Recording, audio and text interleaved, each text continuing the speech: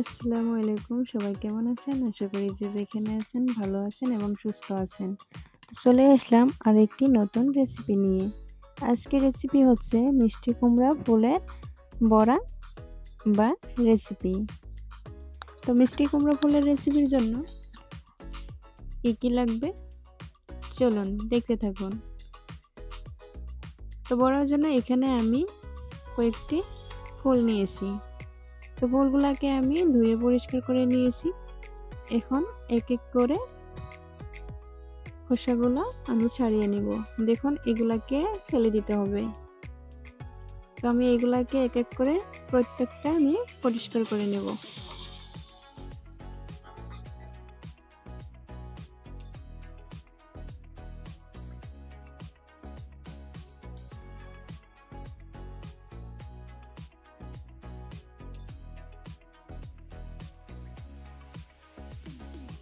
প্রত্যেকটা খোসা আমি এইভাবে ছাড়িয়ে নিয়েছি।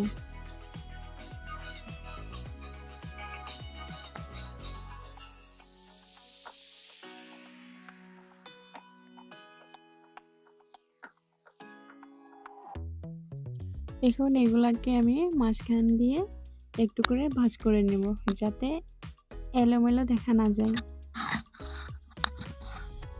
দেখুন এইভাবে মাঝখান দিয়ে একটু করে ভাঁজ করে নেবেন। তো সবগুলাকে এইভাবে আমি ভাঁজ করে নিয়েছি।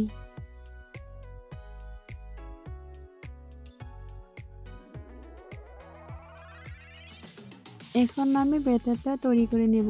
ব্যাটার তৈরি করার জন্য এখানে নিয়েছি আমি 2 চামচ বেসন, আর এখানে নিয়েছি আমি লবণ, দিয়ে দিলাম চাউলের গুঁড়ো 2 চামচ, হাফ চা চামচের মতো চিনি, কালো জিরা, আর দিয়ে দিলাম লাল মরিচের গুঁড়ো, দিয়ে দিলাম হলুদের গুঁড়ো। এইগুলোকে এখন ভালো করে আমি মিক্স করে নিব।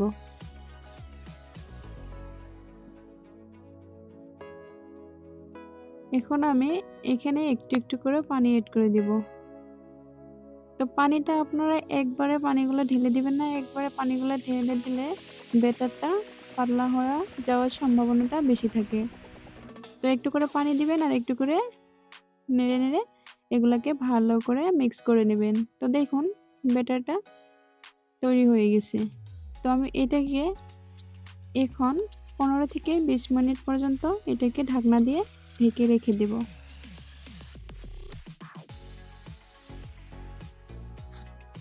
তো 20 মিনিট পর আবার চলে আসলাম। এখন দেখুন আমি ফুলগুলাকে এক এক করে সবগুলাকে ভিজিয়ে নিব।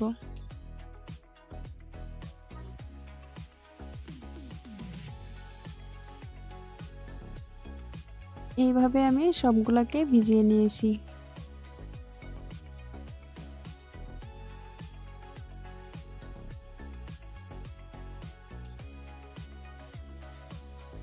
এইগুলাকে আমি সয়াবিন অয়েল দিয়ে সবগুলোকে আমি এইভাবে ভেজে নিয়েছি। তো আপনারা আপনাদের কাছে যে অয়েল থেকে সেটা দিয়ে ভেজে নিতে পারেন।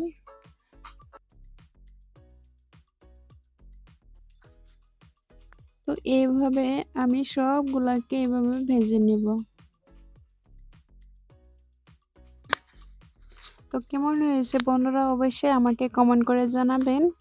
আর আমার চ্যানেলে নতুন হয়ে থাকলে তাহলে অবশ্যই চ্যানেলটি সাবস্ক্রাইব করে দেবেন আর পাশে থাকা বেল আইকনটি বাজিয়ে দেবেন।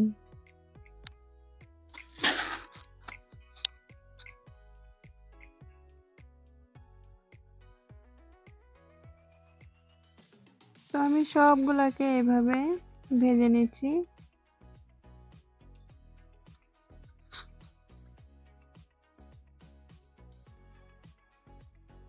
এখন আমার সবগুলা ফুল ভাজা কমপ্লিট হয়ে গেছে। তো আপনারা অবশ্যই ট্রাই করবেন। আর যারা নতুন তারা আমার এই ভিডিওটি দেখে অবশ্যই ট্রাই করবেন আর খেয়ে দেখবেন। ভালো থাকবেন সবাই। আল্লাহ হাফেজ।